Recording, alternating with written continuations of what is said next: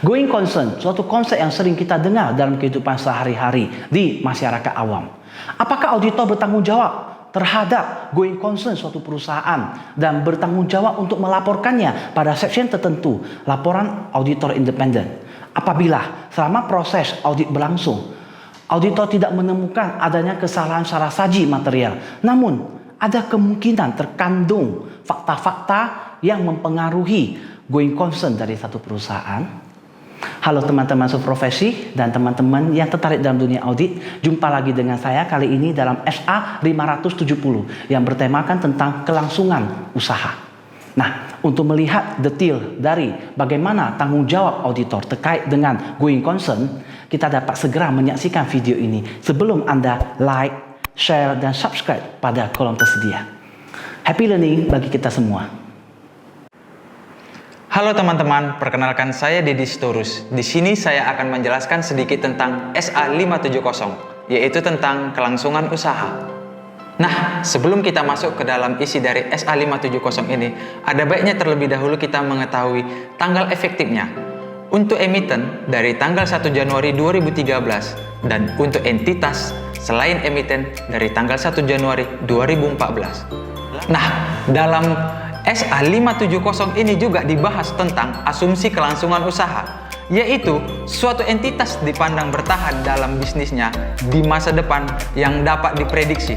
Lalu, laporan keuangan bertujuan umum disusun atas basis kelangsungan usaha, kecuali manajemen bermaksud untuk melikuidasi entitas atau menghentikan operasinya.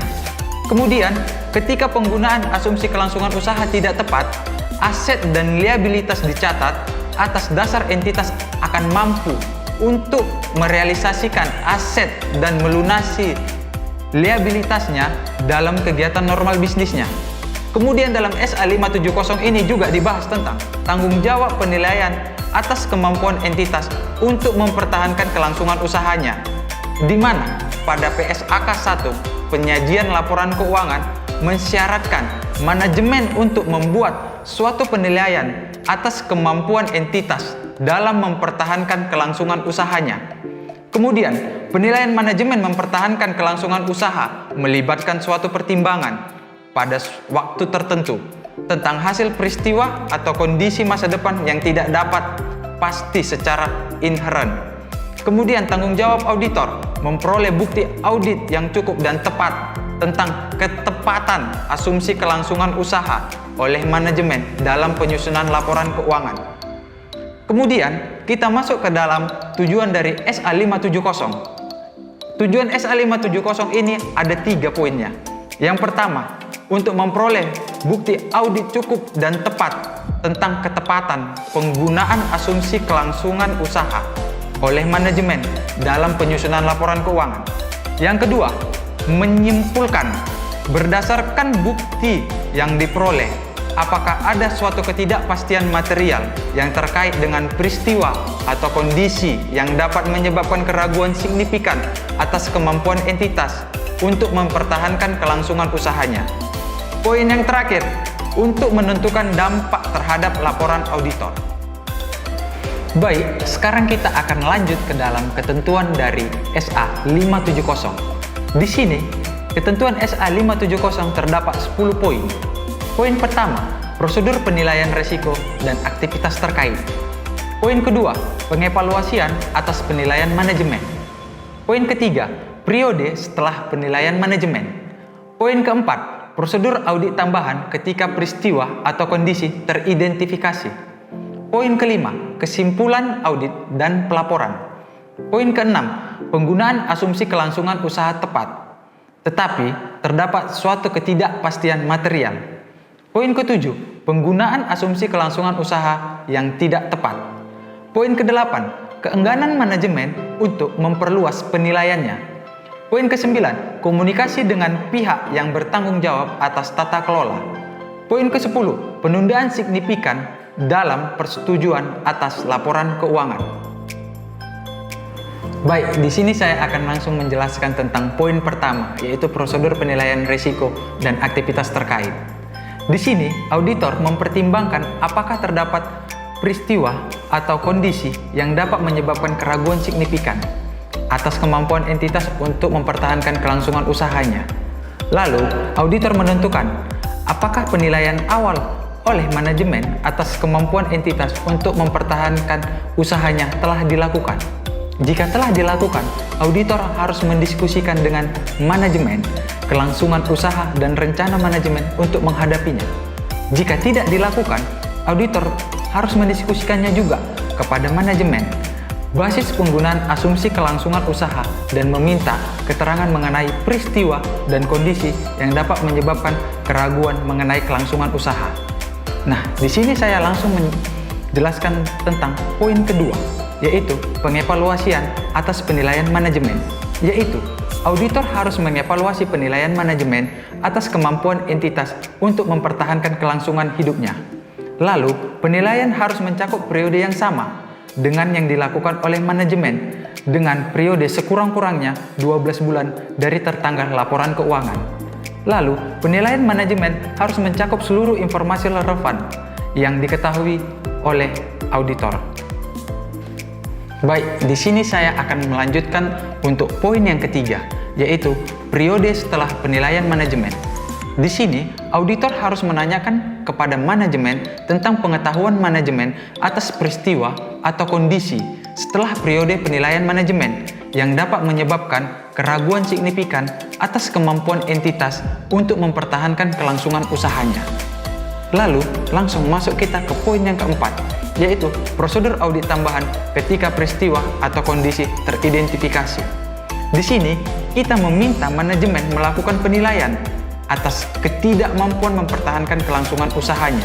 Jika belum dilakukan, maka kita akan melakukan mengevaluasi rencana manajemen, yaitu atas tindakan di masa depan yang berkaitan dengan penilaian kelangsungan usaha entitas. Apakah rencana manajemen layak dilaksanakan sesuai dengan kondisinya? Setelah itu, kita juga langsung melakukan evaluasi perakiraan kasnya, yaitu jika dibuat dan merupakan faktor signifikan dalam mempertimbangkan hasil masa depan. Jika telah kita lakukan evaluasi, maka hal yang berikutnya yang kita lakukan adalah mempertimbangkan apakah setiap fakta atau informasi tambahan tersedia. Di sini kita harus lihat sejak kapan tanggal dilakukan penilaian oleh manajemen. Lalu setelah itu kita meminta representasi tertulis. Di sini representasi tertulis itu kita peroleh dari manajemen, yaitu jika relevan, pihak yang bertanggung jawab atas tata kelola tentang rencana mereka untuk tindakan masa depan dan kelayakan rencana tersebut. Baik, di sini saya akan lanjut ke poin yang kelima, yaitu kesimpulan audit dan pelaporan. Berdasarkan bukti audit yang diperoleh, auditor harus menyimpulkan apakah menurut pertimbangan auditor terdapat suatu ketidakpastian yang material yang terkait dengan peristiwa atau kondisi yang baik secara individual maupun kolektif. Suatu ketidakpastian material terjadi ketika signifikasi dampak potensinya dan kemungkinan terjadinya adalah sedemikian rupa yang menurut pertimbangan auditor pengungkapan yang tepat atas sifat dan implikasi ketidakpastian tersebut diperlukan untuk yang pertama, penyajian yang wajar atas laporan keuangan dilihat dari kerangka penyajian laporan keuangan dan laporan keuangan tidak menyesatkan. Ini dilihat dari kerangka kepatuhan. Baik, lanjut ke poin yang keenam, yaitu penggunaan asumsi kelangsungan usaha sudah tepat, tetapi terdapat suatu ketidakpastian material. Di sini, yang harus dilakukan auditor adalah opini tanpa memodifikasi dan mencantumkan paragraf penekan atau suatu hal apabila pengungkapan memadai dicantumkan dalam laporan keuangan. Lalu, opini wajar dengan pengecualian atau opini tidak wajar sesuai dengan kondisinya apabila pengungkapan memadai tidak dicantumkan dalam laporan keuangan. Baik, kita langsung masuk ke dalam poin yang ketujuh, yaitu penggunaan asumsi kelangsungan usaha yang tidak tepat. Di sini, jika laporan keuangan telah disusun berdasarkan suatu basis kelangsungan usaha, tetapi menurut pertimbangan auditor, penggunaan asumsi kelangsungan usaha dalam laporan keuangan oleh manajemen adalah tidak tepat, maka auditor harus menyatakan suatu opini tidak wajar. Kita lanjut ke poin yang ke-8, yaitu keengganan manajemen untuk memperluas penilaiannya. Di sini, jika manajemen tidak mau membuat atau memperluas penilaiannya, auditor harus mempertimbangkan implikasinya terhadap laporan auditor, yaitu hal-hal yang harus dilakukan auditor jika manajemen tidak bersedia untuk melakukan hal tersebut adalah auditor dapat menyatakan suatu opini wajar dengan pengecualian atau opini tidak menyatakan pendapat dalam laporan auditor. Dikarenakan tidak memungkinkan bagi auditor untuk memperoleh bukti audit yang cukup dan tepat tentang penggunaan asumsi kelangsungan usaha dalam penyusunan laporan keuangan, seperti bukti audit tentang adanya rencana yang telah disiapkan manajemen atau adanya faktor-faktor mitigasi lainnya. Baik, sekarang kita langsung masuk ke poin yang ke-9, yaitu komunikasi dengan pihak yang bertanggung jawab atas tata kelola. Di sini, auditor harus mengkomunikasikan dengan pihak yang bertanggung jawab atas tata kelola peristiwa atau kondisi yang mungkin menimbulkan keraguan signifikan terhadap kemampuan entitas dalam mempertahankan kelangsungan usahanya. Komunikasi seperti itu dengan pihak yang bertanggung jawab atas tata kelola harus meliputi hal-hal sebagai berikut. Yang pertama, apakah peristiwa atau kondisi merupakan suatu ketidakpastian material? Yang kedua, apakah pengungkapan asumsi kelangsungan usaha sudah tepat dalam penyusunan dan penyajian laporan keuangan? Yang ketiga, kecukupan pengungkapan terkait dalam laporan keuangan. Baik, sekarang kita masuk ke poin yang terakhir, poin yang ke-10, yaitu penundaan signifikan dalam persetujuan atas laporan keuangan.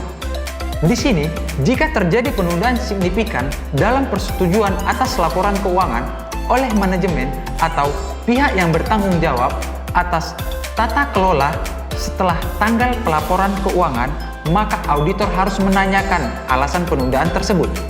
Jika auditor meyakini bahwa penundaan tersebut mungkin terkait dengan peristiwa atau kondisi yang berkaitan dengan penilaian kelangsungan usaha, maka auditor harus melakukan prosedur audit tambahan seperti yang dijelaskan dalam poin yang keempat, serta mempertimbangkan pengaruhnya terhadap kesimpulan auditor tentang keberadaan suatu ketidakpastian material, atau juga sama dengan seperti poin yang kelima. Sekian penjelasan singkat dari saya mengenai SA570. Semoga penjelasan saya tadi dapat bermanfaat bagi rekan-rekan sekalian. Saya ucapkan terima kasih.